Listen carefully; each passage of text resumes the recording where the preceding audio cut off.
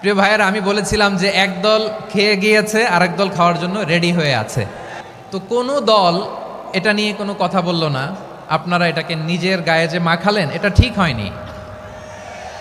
আর এই জাতীয় বার্তা যখন আমরা দেই, তখন যদি আপনি বলেন যে পারলে রাজনীতিতে আসেন, পারলে দল করে দেখান, এটা হইল?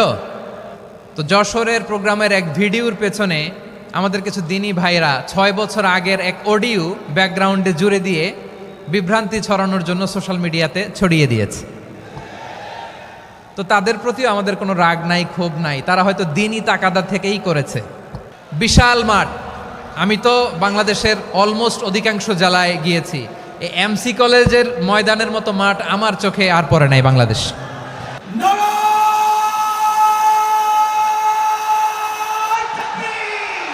দাওয়াতের ময়দানে আছে মুমিন প্রাণে আল্লামা সাঈদীর উত্তরসূরি। আজ হারি আজ হারি আজ হারি মিজানুর রহমান আজ হারি। সিলেটের আলিয়া মাদ্রাসার যে ময়দান, সেখানে দীর্ঘ 33 বছর 34 বছর সরাসরি কোরআন থেকে তাফসির করে আপনাদেরকে শুনিয়েছেন এই ভূখণ্ডের তাফসির জগতের কিংবদন্তি শহীদ মরহুম আল্লামা দেলোয়ার হোসেন সাঈদী রাহিমাহুল্লাহ।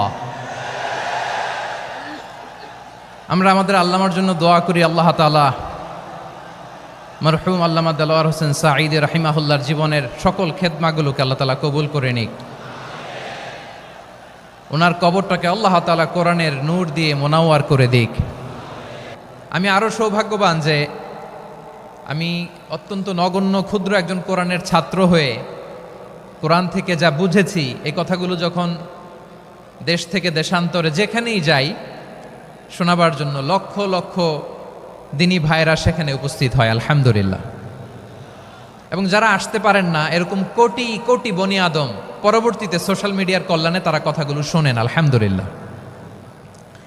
আবার এমনও অনেক আছে যারা আমাদেরকে পছন্দ করেন না, তারাও ডায়েরি খাতা কলম নিয়ে, মোবাইল নিয়ে, ল্যাপটপ খুলে আমাদের আলোচনা শোনেন।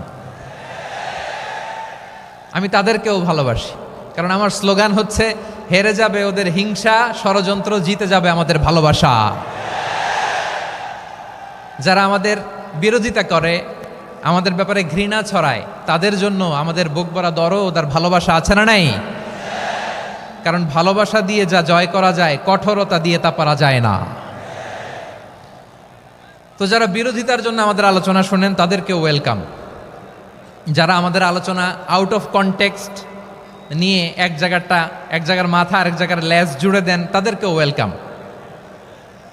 গত সপ্তাহে আপনারা জানেন খুলনা বিভাগের প্রোগ্রাম আমি দিয়েছিলাম যশোরে আদ্দিন ফাউন্ডেশনের উদ্যোগে।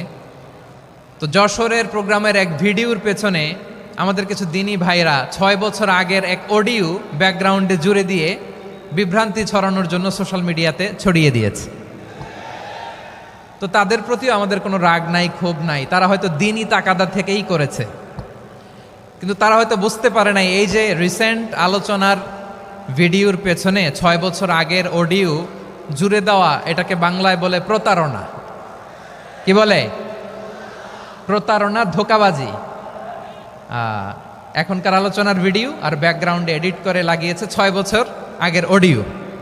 এটারে প্রতারণা বলে, ধোঁকাবাজি বলে। আর বিশ্বনবী বলেন, মান গশানা ফালাইসা মিন্না, the person who deceives us he is not among us. যে আমাদেরকে ধোঁকা দেয় সে আমাদের অন্তর্ভুক্ত নয়। তো বিশ্বনবীর এই হাদিস তারা মনে রাখে না। তো এই জন্য শুধু বিশ্বনবীর প্রতি সাল্লাল্লাহু আলাইহি ওয়াসাল্লামের প্রতি সেরেফ ভালোবাসা আপনাকে বাঁচাতে পারবে না যদি বিশ্বনবীর আদর্শ আপনি গ্রহণ না করেন। তার জলজান্ত প্রমাণ, আবু তালেব বিশ্বনবীকে অনেক ভালোবেসেছেন আলাইহিস সালাতু ওয়াসসালাম। পলিটিক্যাল শেল্টার, ফিনান্সিয়াল শেল্টার, সব ধরনের শেল্টার তিনি দিয়েছেন, কিন্তু বিশ্বনবীর আদর্শ মানেন নাই। মুক্তি মিলবে? হ্যাঁ, আওয়াজ করে বলেন, আবু তালেবের কি মুক্তি মিলবে? তাহলে সেরেফ ভালোবাসা আপনাকে বাঁচাতে পারবে। ভালোবাসার পাশাপাশি